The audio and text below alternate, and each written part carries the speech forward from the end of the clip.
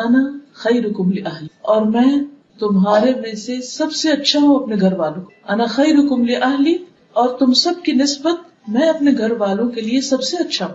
عام طور پر ایک اچھے انسان کو اس کے اخلاق اور معاملات سے پہچانا جاتا ہے کہ اس کی گفتگو کیسی ہے، اس کے میل ملاپ کا طریقہ کار کیا ہے، اس کا بولنے کا طریقہ کیا ہے، وہ خوشی میں کس طرح ریئیکٹ کرتا ہے، وہ غم میں کیسے ریئیکٹ کرتا ہے، وہ خوف کے موقع پر، وہ مختلف کیفیات کے موقع پر کس طرح بہیو کرتا ہے. دوسری طرف یہ بھی ہے کہ ہمارا سب سے زیادہ واسطہ اپنے گھر والوں سے پڑتا ہے. ہم دن رات ان کے سامنے ہوتے ہیں، ہم پریٹینڈ نہیں کر سکتے، ہم ان کے سامنے کچھ اور نہیں بن کے دکھا سکتے، ہم وہی ہوتے ہیں جو ہوتے ہیں. اور چونکہ ایک لمبا عرصہ ان کے ساتھ گزرتا ہے تو وہ ہماری اچھائیوں برائیوں دونوں سے واقف ہو جاتے ہیں، ہماری کمزوریوں سے بھی اور ہمارے اسٹرینگث جو ہیں ان سے بھی واقف ہو جاتے ہیں. اس لیے اچھائی کا یہ معیار اچھا خاصا کڑا معیار ہے، اور اس پر پورا اترنا ایک مشکل کام ہے. جن لوگوں سے ہمارا تھوڑی دیر کے لیے میل جول ہوتا ہے، اگر ان کی کوئی بات بری بھی لگ جائے تو ہم عام طور پر درگزر کر جاتے ہیں اور کہتے ہیں تھوڑی دیر کی تو بات ہے، چلو چھوڑو جانے دو.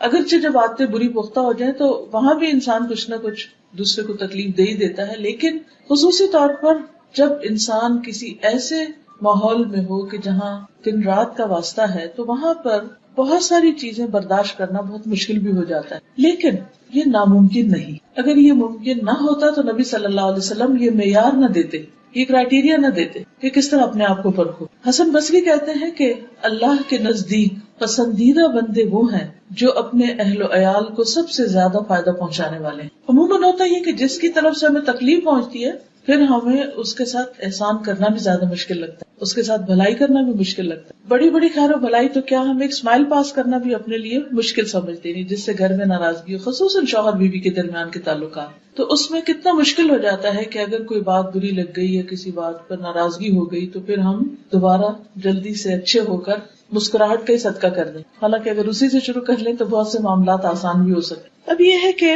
گھر والوں کے ساتھ اچھے معاملے یا ان کے حقوق کا خیال رکھنے کو سب سے بہترین اس لیے بھی بتایا گیا کہ ان کا حق ادا کرنا ہم پر فرض ہے. یعنی مرد پر فرض ہے کہ وہ اپنی بیوی کے نان نفقے کا خیال رکھے یا اس کو ایک پروٹیکشن فراہم کرے یا ایسا ماحول دے کہ جس میں وہ باعزت پرسکون زندگی بسر کر سکے. یہ شوہر کی ذمہ داریوں میں سے. اس لیے جب وہ اپنی یہ ذمہ داری پوری کرتا ہے تو اس کے لیے اجر بھی بڑا ہے.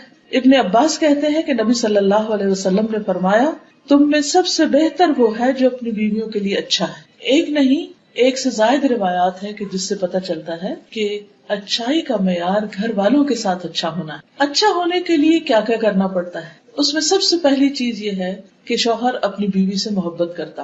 محبت تو اللہ ہی دلوں میں ڈالتا ہے، لیکن کوشش بھی کرنی پڑتی. اس کوشش میں پہلی چیز یہ ہوتی ہے کہ انسان دوسرے کی اچھائیوں پر غور کرے. اس کی برائیاں، اس کی کمزوریاں اگرچہ سامنے ہوں لیکن پھر بھی ان سے آنکھ بند کر لے اور جو دوسرے کی خوبیاں ہیں ان کو سامنے رکھے تو ایک دم دل بہتر ہو جائے گا. دوسرے کے احسان کو یاد رکھے. اور پھر خصوصاً اس وقت چونکہ خواتین میرے سامنے ہیں تو اس میں شوہر کی محبت حاصل کرنے کے لیے مطالبہ یا شکوہ یا شکایتیں یا ناراضگی یا ایٹیٹیوڈ دکھانا یا موڈ آف کرنا یہ فائدہ نہیں دیتا. وہاں دل جیتنا پڑتا ہے. جہاں مرد پر لازم ہے کہ وہ اپنی بیوی سے محبت کرے، بیوی کے لیے بھی لازم ہے کہ وہ شوہر کو سب سے زیادہ امپورٹنس دے، سب سے زیادہ اہمیت دے، حتیٰ کہ شوہر کے معاملے میں والدین کی بات بھی نہ مانے. شوہر کا درجہ اتنا بڑا ہے. خرابی کہاں سے ہوتی؟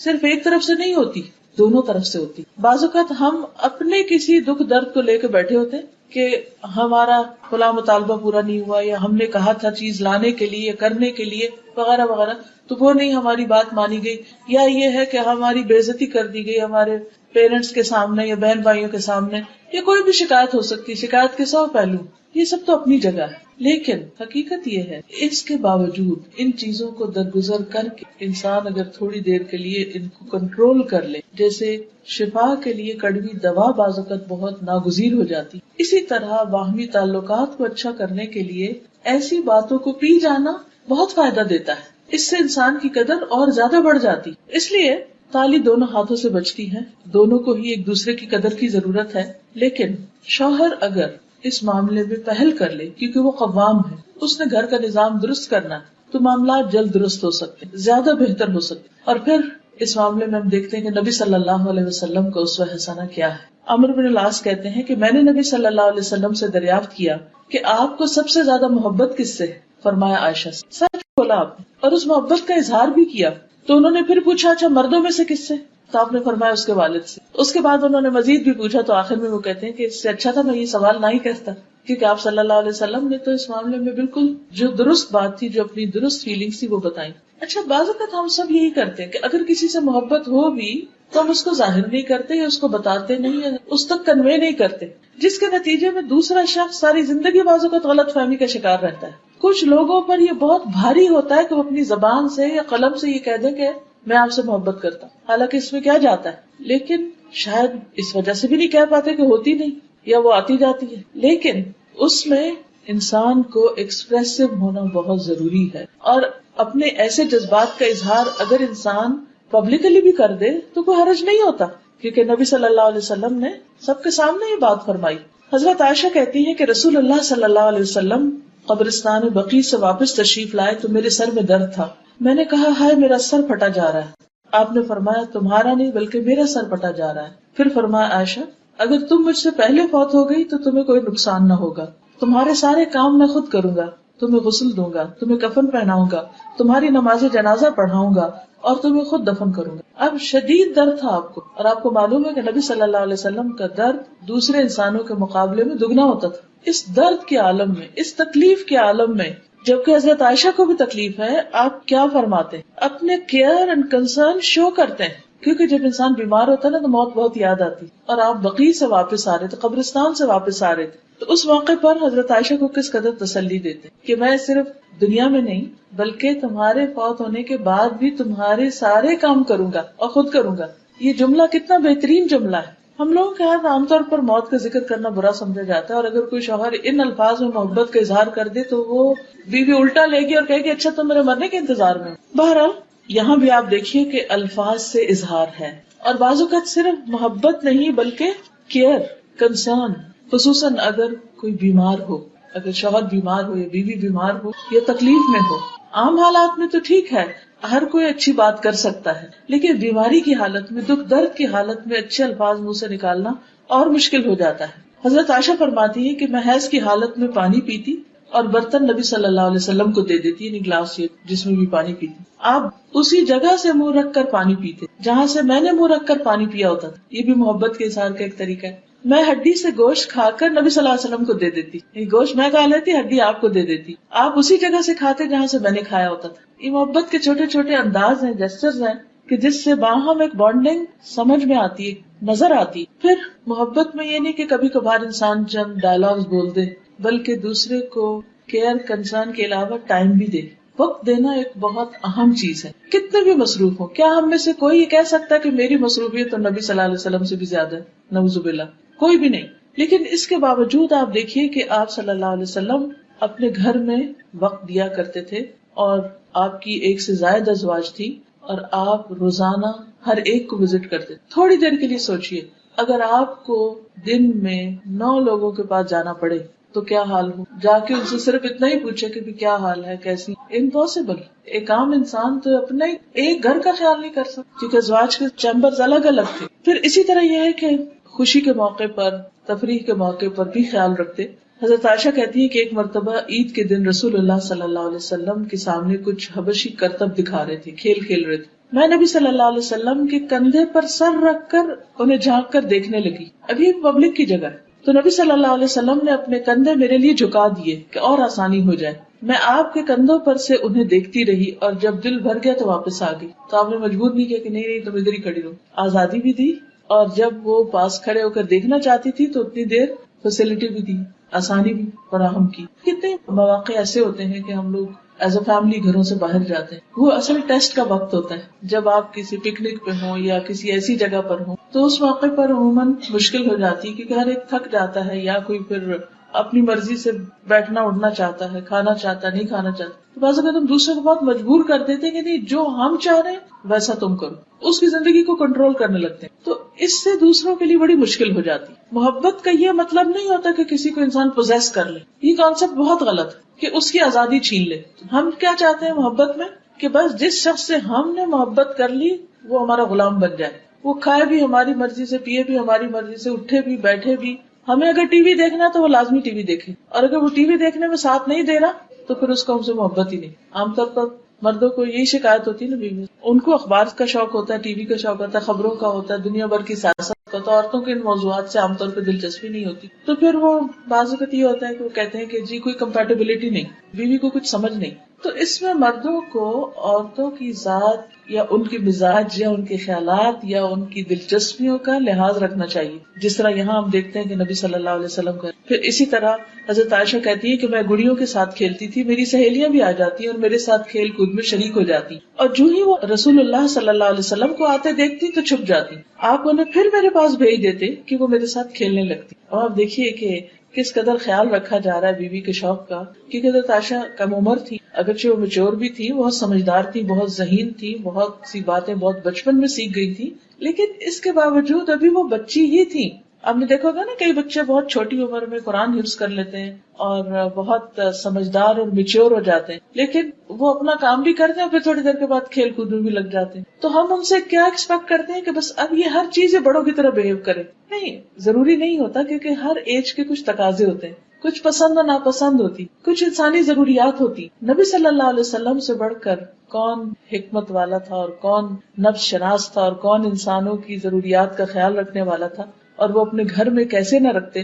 ظاہر شوہر باہر سے آتا ہے تو وہ کیا چاہتا ہے کہ بیوی اس کو توجہ دے، بیوی اس میں دلچسپی لے، لیکن آپ آ کر بیوی کی دلچسپی کو دیکھ رہے ہیں کہ اس وقت وہ کھیل رہی ہے، اس کی دوستیں پاس ہیں تو وہ ان کو پاس ہونا چاہیے. اس سے ایک یہ بھی پتہ چلتا ہے کہ ایک عورت کو عام طور پر اپنی سہیلیوں میں، اپنی کلاس میٹس کے ساتھ، اپنی ہم عمر لڑکیوں کے ساتھ بات چیت گفتگو میں زیادہ مزہ آتا ہے بعض اوقات، یا وہ کہیں جانا چاہتی ہے یا کوئی سہیلی آنا چاہتی ہے. تو بہت دفعہ شادی کے بعد گھروں میں لڑائی جھگڑے اس لیے بھی ہو جاتے ہیں کہ شوہر ان کو کہیں جانے نہیں دیتے، کسی سے بات نہیں کرنے دیتے. اتفاق سے آج ہی ایک خاتون میرے پاس آئی ہوئی تھی تو کہنے لگی کہ میرے میاں شادی کے بعد 2 سال تک وہ نہ مجھے کہیں جانے دیتے، نہ فون پہ کسی سے بات کرنے دیتے. تو مجھے لگتا کہ میں تو پاگل ہو جاؤں گی، یعنی کہ کسی فیمیل فرینڈ کو بھی نہیں آنے دیتے. بعض اوقات ایسا بھی ہوتا ہے کہ خصوصاً اگر بچیاں باہر کے ملک میں شادی ہو کر جائیں، وہ بھی باہر سے ہی آئیں گی، وہاں نہ رشتے دار ہوتے ہیں، نہ کوئی اور جان پہچان کے لوگ ساتھ، آس پاس بھی نان مسلمز بعض اوقات نیبرہڈ میں ہوتے ہیں، ان کے کلچر میں بہت فرق ہوتا ہے، ان سے ملنا جلنا مشکل ہوتا ہے.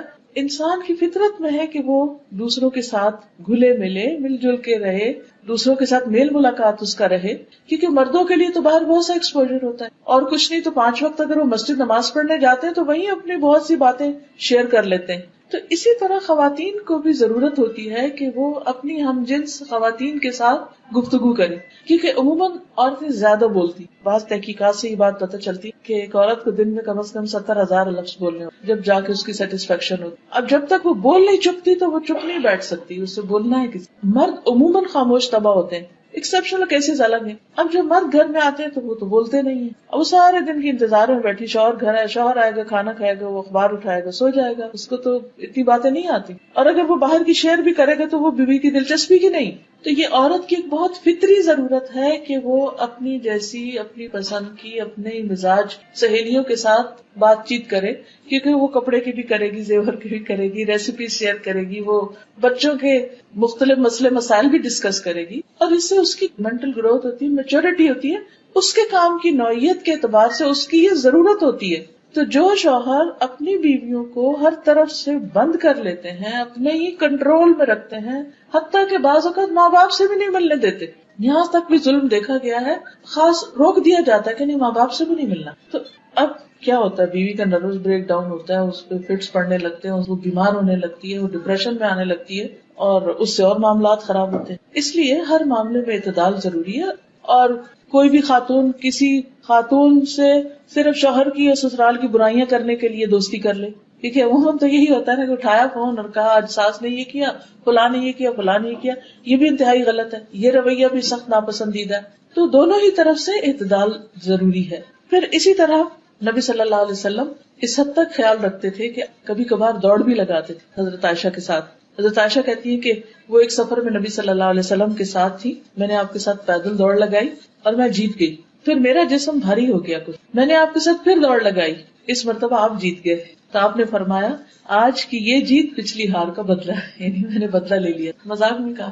تو اب آپ دیکھیے کہ آج کے دور میں کوئی بھی مذہبی شخص یا دیندار شخص، اس سے یہ توقع نہیں کی جا سکتی کہ وہ اپنی بیوی کے ساتھ کہیں دوڑ لگائے یا کسی کھیل میں شریک ہو یا اس کو کھیل دکھائے۔ عموماً جب ہم دین کی طرف آتے ہیں تو ہم یہ سمجھتے ہیں کہ شاید دین صرف نماز روزے کا نام ہے، اور یہ جو دنیا کے معاملات ہیں یہ شاید اس کا حصہ نہیں، حالانکہ اگر ان کو بھی حدود کے اندر رہ کے کیا جائے تو یہ بھی عبادت ہے، کیونکہ نبی صلی اللہ علیہ وسلم کی سنت کی پیروی میں ہوں گے نا۔ پھر اسی طرح یہ ہے کہ نبی صلی اللہ علیہ وسلم حضرت عائشہ کے آرام کا بہت خیال رکھتے تھے، کیونکہ عموماً جھگڑے، فساد، لڑائیاں چھوٹی چھوٹی باتوں پر ہوتے۔ اگر آپ کسی سے پوچھیں نا کہ میاں سے لڑائی تو کس بات پر ہوئی، جب میرے پاس کوئی اس طرح کا معاملہ لے کر تو میں کہتی کہ کیا مسئلہ کیا تھا، اور آپ یقین کریے کہ 90% چھوٹی سی کوئی بات ہوتی ہے جس سے کوئی معاملہ خراب ہو جاتا ہے۔ مثلاً اگر بیوی سو رہی ہے اور شوہر نے دھڑ سے دروازہ بند کر دیا تو وہ اٹھتے ہی سوئے سوئے غصے میں بولنا شروع کر دے گی، وہ غصے میں بولے گا، نیند خراب ہوگی، اٹھ کے ایک طرف چلا جائے گا، وہ دوسری طرف۔ تو یہ چھوٹے چھوٹے لڑائی جھگڑے جو ہیں یہ گھر کے ماحول کو خراب کر دیتے ہیں۔ حضرت عائشہ کہتی ہیں کہ نبی صلی اللہ علیہ وسلم میرے پاس میری باری کی رات میں تھے، آپ نے کروٹ لی اور اپنی چادر اوڑھ لی اور جوتے اتارے اور ان کو اپنے پاؤں کے پاس رکھ دیا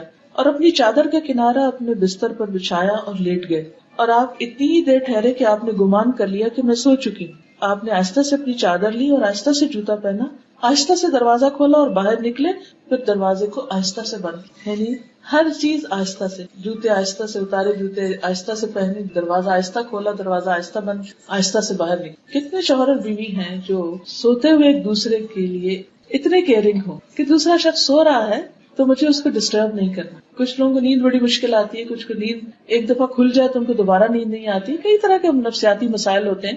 تو ایسی صورت میں دوسرے کا لحاظ رکھنا اور دوسرے کو اپنی ذات سے تکلیف نہ دینا، یہی گھریلو زندگی میں خوشحالی کا راز ہے۔ پھر اسی طرح آپ دوسروں کو بھی اس بات کی تلقین کرتے تھے کہ عورتوں کے ساتھ نرمی کا سلوک کیا جائے۔ حضرت انس کہتے ہیں کہ نبی صلی اللہ علیہ وسلم اپنی ازواج مطہرات کے پاس تشریف لائے، اونٹ ہانکنے والا اونٹوں کو تیز ہانک رہا تھا، جیسے کوئی ڈرائیور تیز ڈرائیو کر رہا ہو، جھٹکے لگ رہے ہیں اور دھکے پڑ رہے ہوں۔ اس کا نام انجشہ تھا۔ آپ نے فرمایا، اے انجشہ، تیری خرابی ہو، تم اونٹوں کو آہستہ آہستہ چلاؤ، نازک آبگینے سوار ہیں۔ ویحک یا انجشہ سوفت بالقواریر، قواریر کہتے ہیں کرسٹل کو، قواریر من فضۃ، یعنی خواتین جو ہیں ان کے دل شیشے کی طرح ہوتے، بہت جلدی ٹوٹتے۔ اور ایک حقیقت ہے کہ ہم سب اچھی طرح جانتے ہیں کہ چھوٹی سی بات بعض اوقات ہم محسوس کر لیں، بعض اوقات بڑی بڑی باتوں کی پرواہ نہیں کرتے، کیونکہ ہمارے مزاج کے اندر جسمانی تبدیلیوں کی وجہ سے بھی کئی تبدیلیاں آتی رہتی، کبھی پوسٹ نیٹل اور کبھی پیدائش کے بعد اور کبھی پریگنینسی میں اور کبھی پیریڈ سے پہلے اور کبھی اس کے بعد اور کبھی پھر جب مینوپاز شروع ہو جاتا ہے، بڑھاپے کے مسائل، 100 طرح کے مسائل ہوتے ہیں۔ عورت اپنی زندگی میں جسمانی اعتبار سے فزیکلی بہت ساری چینجز میں سے گزرتی ہے، تبدیلیوں میں سے اور حالت بدلنے سے، تو اس لیے بہت ضروری ہے کہ اس کے ان مخصوص حالات کا خیال رکھا جائے۔ پھر اسی طرح نہ صرف یہ کہ سواری کو آہستہ چلانے کی بات، بلکہ سواری پر سوار کراتے ہوئے بھی آپ مدد دیتے۔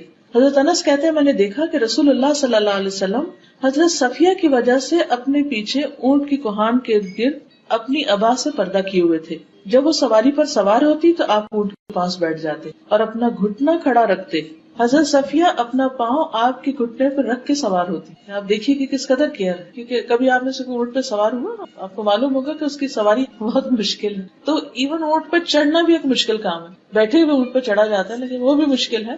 تو آپ صلی اللہ علیہ وسلم خود پاس کھڑے ہو جاتے، اپنا گھٹنا رکھتے، وہ اس پر ایک طرح سے سیڑھی بنا کے پھر اوپر چڑھتی۔ آج آپ دیکھیے کہ کون مرد ہوگا جو اتنے لاڈ کرے، اور پھر یہ پبلک میں ہو رہا ہے اور اس میں آپ کوئی شرمساری محسوس نہیں کر رہے، اور حضرت انس دیکھ بھی رہے ہیں کہ آپ کیا کر رہے ہیں اور پھر اس کو آگے روایت بھی کرتے ہیں۔ یہ بھی سنت ہے، یہ چیزیں بھی نبی صلی اللہ علیہ وسلم کا طریقہ ہے۔ اگر ہم اپنے گھروں کے اندر چھوٹی چھوٹی چیزوں میں ایک دوسرے کے مددگار بن جائے تو بہت سے حالات اور معاملات درست ہو سکتے ہیں۔ پھر اسی طرح اپنے سے زیادہ دوسروں کی فکر کرنا، یہ بھی بہت اہم ہے۔ حضرت انس کہتے ہیں کہ میں اور ابو طلحہ خیبر سے واپس آ رہے تھے اور نبی صلی اللہ علیہ وسلم کے پیچھے حضرت صفیہ سوار تھی کہ اچانک رسول اللہ صلی اللہ علیہ وسلم کی اونٹی پھسل گئی اور رسول اللہ صلی اللہ علیہ وسلم اور حضرت صفیہ دونوں گر گئے۔ ابو طلحہ تیزی سے وہاں پہنچے، کہنے لگے، یا رسول اللہ، اللہ مجھے آپ پر قربان کرے، کوئی چوٹ تو نہیں آئی؟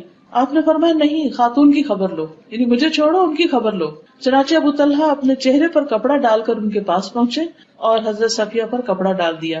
اس کے بعد سواری کو دوبارہ تیار کیا، پھر ہم سب سوار ہو گئے. پھر اسی طرح اہم مواقع پر آپ مشورہ بھی لیتے تھے، جیسے صلح حدیبیہ کے موقع پر حضرت ام سلمہ کے مشورے سے آپ نے اپنا احرام کھولا اور باقی صحابہ نے پھر آپ کو دیکھ کر احرام کھولا، کیونکہ آپ اس وقت بہت ڈسہارٹنڈ تھے کہ آپ نے جب لوگوں سے کہا کہ تم اب اپنے احرام کھول دو، ہم عمرے کے لیے نہیں جا سکتے، تو کوئی اپنی جگہ سے نہیں ہلا، کیونکہ کوئی ذہنی طور پہ تیار ہی نہیں تھا کہ اتنے 100 میل سے آئے ہیں ہم عمرہ کرنے اور عمرہ کیے بغیر ہم واپس کیسے جائیں. لیکن حضرت ام سلمہ کے پاس جب آپ نے جا کر لوگوں کے یہ طرز عمل بیان کیا تو انہوں نے مشورہ دیا کہ آپ شروع کر لیجیے، آپ کو دیکھ کے باقی بھی کر لیں گے، اور واقعی ایسا ہوا اور ایک بہت سنگین معاملہ جو تھا وہ آسان ہو گیا، حل ہو گیا.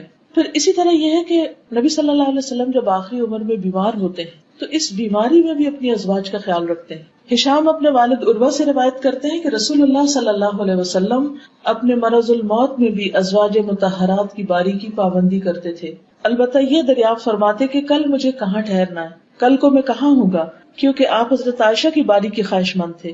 حضرت عائشہ فرماتی ہیں کہ جب میرے یہاں قیام کا دن آیا تو آپ کو سکون ہو گیا، کیونکہ شاید اللہ کی طرف سے یہ حکم تھا کہ آپ وہیں پر ہی فوت ہوں گے اور وہیں پر دفنائے جائیں گے، اور پھر اللہ تعالیٰ نے ان کو یہ سعادت بخشنی تھی. بہرحال پھر اسی طرح یہ ہے کہ جب آپ بیمار تھے تو اس سے پہلے رات کو سوتے وقت کا جو عمل ہے کہ اپنے ہاتھوں پر تینوں کل پڑھ کر سارے جسم پر خود انسان دم کرے، ہم میں سارے کو کرنا چاہیے، کیونکہ سوتے ہوئے انسان اپنے آپ سے بھی غافل، کوئی چیز آ کے کاٹ نہ جائے یا کوئی چیز آ کے نقصان نہ دے، تو وہ ایک طرح سے پوری حفاظت ہو جاتی. تو جب نبی صلی اللہ علیہ وسلم بیمار ہوئے تو آپ حضرت عائشہ کو کہتے کہ وہ پڑھیں یا وہ آپ کے اوپر ہاتھ پھیرے. حضرت عائشہ کہتی ہیں کہ نبی صلی اللہ علیہ وسلم اپنے گھر کے بعض بیماروں پر یہ دعا پڑھ کر دم کرتے اور اپنا دانا ہاتھ پھیرتے، اے اللہ لوگوں کے پالنے والے، تکلیف کو دور کر دے، اسے شفا دے، تو ہی شفا دینے والا ہے، تیری شفا کے سوا کوئی شفا نہیں، ایسی شفا کہ کسی قسم کی بیماری نہ رہ جائے. اب اس سے یہ پتہ چلتا ہے کہ آپ اپنے گھر والوں کے اوپر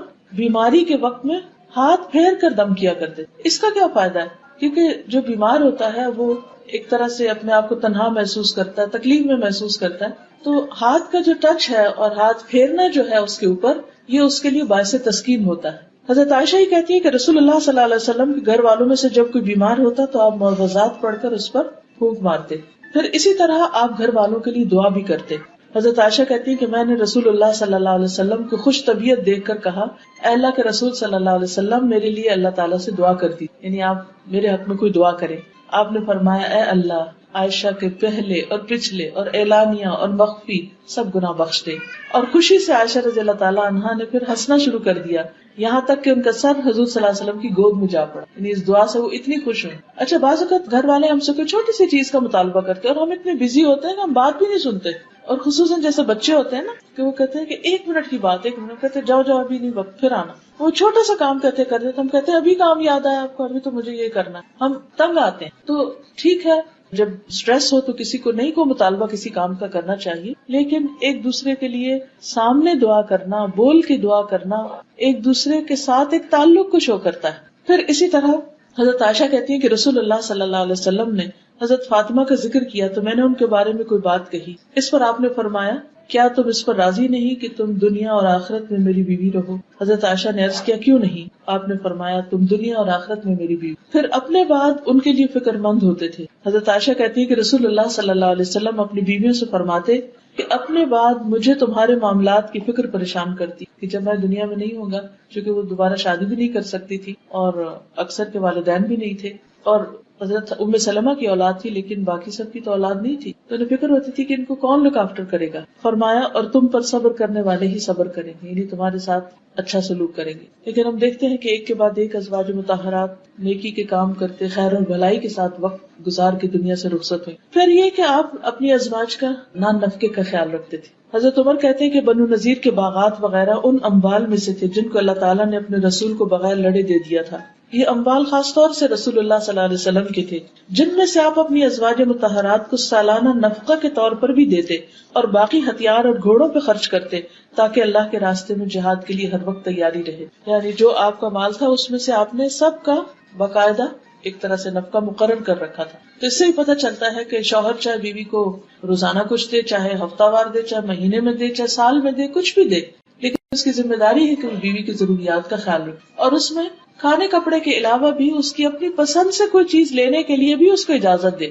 داؤد بن قیس کہتے ہیں کہ میں نے ازواج نبی کے حجروں کو دیکھا، یہ کھجور کی چھڑیوں کے تھے، گھاس وغیرہ سے ڈھکے ہوئے تھے، اور میرا خیال ہے کہ حجرے کی چوڑائی دروازے سے دیوار تک 6-7 ہاتھ ہوگی، لمبائی اندر سے 10 ہاتھ اور بلندی 7 اور 8 کے مابین یا اسی کے قریب. بس اتنے گھر تھے.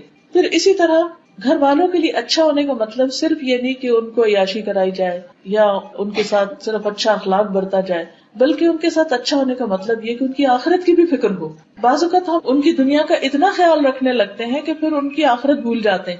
تو حقیقی خیر خواہ اور مخلص اپنے بچوں کا، اپنی بیوی کا وہی ہو سکتا ہے جو ان کی آخرت کی فکر کرے. ہم سب کو بھی اپنا اپنا جائزہ لینا چاہیے کہ ہم اپنے بچوں کی یا گھر والوں کی دنیا کے لیے تو بہت غمگین ہوتے ہیں، اس کی تو بہت فکر کرتے ہیں، لیکن عام طور پر آخرت کے بارے میں غافل ہو جاتے ہیں کہ وہ کس طرف جا رہے ہیں. اور کیوں؟ ہم کہتے ہیں یہ مائنڈ کریں گے، یہ برا نہ مان جائیں. اگر شادی شدہ اولاد ہو تو ہم کہتے ہیں کہ ہم سے میل ملاپ ہی نہ ختم کر دیں، آنا ہی نہ چھوڑ دیں، تو اس لیے ہم ان کو نصیحت نہ کریں. بس ٹھیک ہے جس حال میں ہمیں اپنی شکل دکھاتے رہیں. نہیں، وہ ناراض ہو یا خوش ہو، کچھ بھی ہو، ان کی آخرت کی فکر کرنا ضروری ہے، لازم ہے.